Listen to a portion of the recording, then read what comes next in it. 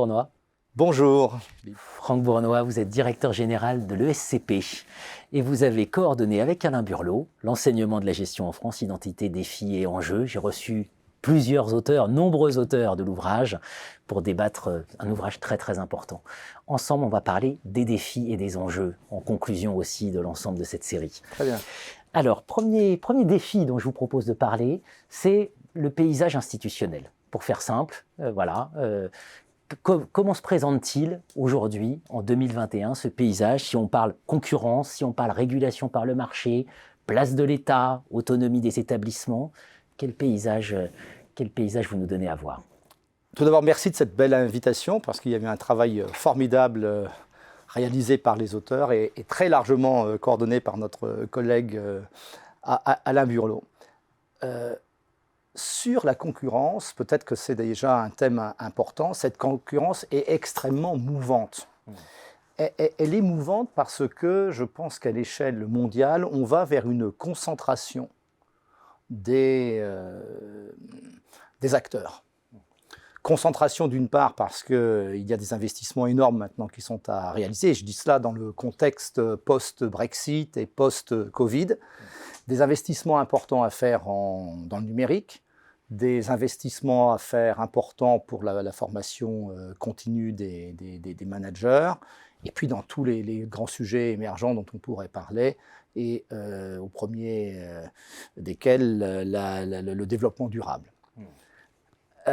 Les concentrations vont aussi se faire parce que le numérique va nous amener à avoir des établissements qui vont à la fois beaucoup plus se ressembler et à la fois être plus différenciés. Parce que je pense que dans certains cours fondamentaux de nos écoles, les cours fondamentaux, les étudiants pourront choisir, et les établissements pourront choisir peut-être parmi une trentaine ou une cinquantaine de cours de base, de microéconomie, de finance d'entreprise.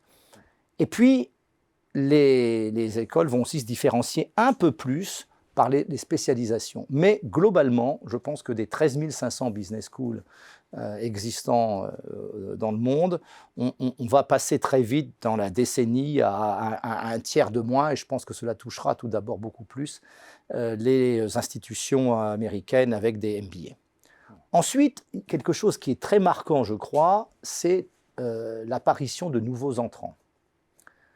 La concurrence, elle ne s'exerce pas qu'entre business schools, elle va s'exercer aussi avec des nouveaux entrants de plusieurs types, des nouveaux entrants qui seront peut-être des entreprises dans le EdTech, qui n'ont peut-être pas l'expérience pédagogique que l'on a, mais qui ont des capacités de production et de réalisation absolument phénoménales et très intéressantes d'ailleurs pour les business schools.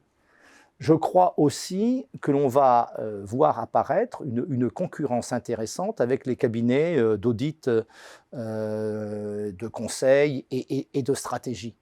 Ces cabinets ont des milliers et des milliers, des dizaines de milliers d'associés, de senior managers, de spécialistes qui peuvent fabriquer, produire des modules pédagogiques très rapidement avec un haut niveau de qualité.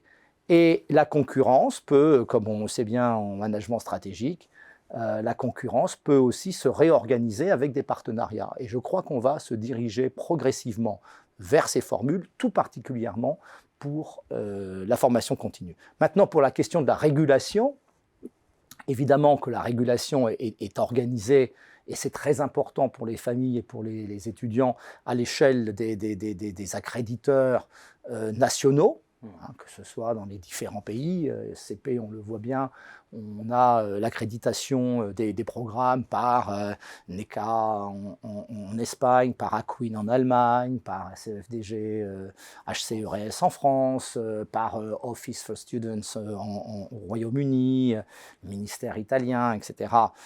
Et ça, c'est tout à fait utile en termes de faisceaux, d'indicateurs, de marge de progrès. Et puis, je crois que se dégagent très largement ensuite deux accréditeurs mondiaux d'importance, je dirais l'un d'origine plutôt européenne avec Equis, de l'accréditeur EFMD, et ACSB pour le monde anglo-saxon.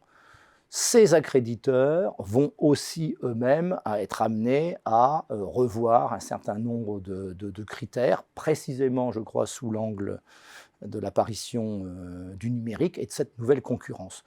Je trouve qu'un établissement d'enseignement supérieur actuellement vit une pression concurrentielle accrue par rapport à ce qu'on avait peut-être il y a 10 ou 20 ans, mais cette pression concurrentielle accrue permet aussi, quand elle est bien prise, d'aller encore plus loin, d'être plus exigeant et donc de faire beaucoup plus de qualité pour le bien des entreprises employeurs de nos étudiants. On ne peut pas m'empêcher de rebondir. Ah, bien entendu. Bernard Ramanansou, sur ce plateau, qui a contribué dans cet ouvrage, prédit une segmentation entre Research Schools et Teaching Schools. Et il dit qu'il y aura 3 à 5 Research Schools.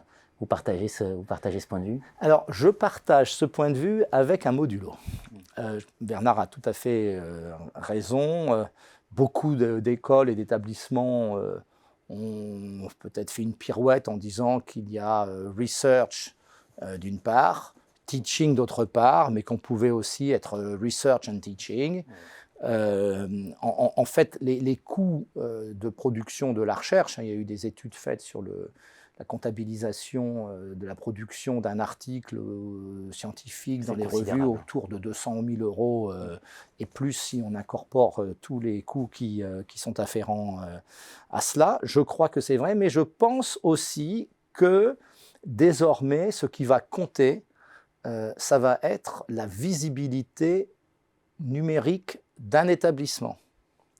En d'autres termes, chez les accréditeurs et chez les spécialistes des classements, les rankers, ceux qui font à l'échelle mondiale les classements, ce qui va être important, bien entendu, c'est la qualité du corps professoral, la sélectivité des élèves, la production de recherche, mais je crois aussi beaucoup à la visibilité numérique de l'établissement, l'impact de l'établissement à l'échelle mondiale des entreprises. Le numérique permet de toucher toutes les organisations à l'échelle mondiale.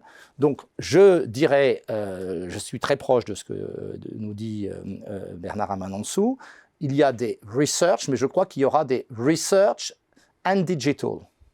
Et peut-être des research tout court ou des digital tout court. Mais je crois qu'on est là à la veille d'un grand changement en termes de visibilité numérique. Et cela partira sur la dimension de la formation continue. On va creuser cette question du digital en l'abordant aussi avec les questions de la recherche. Merci Franck Bournois.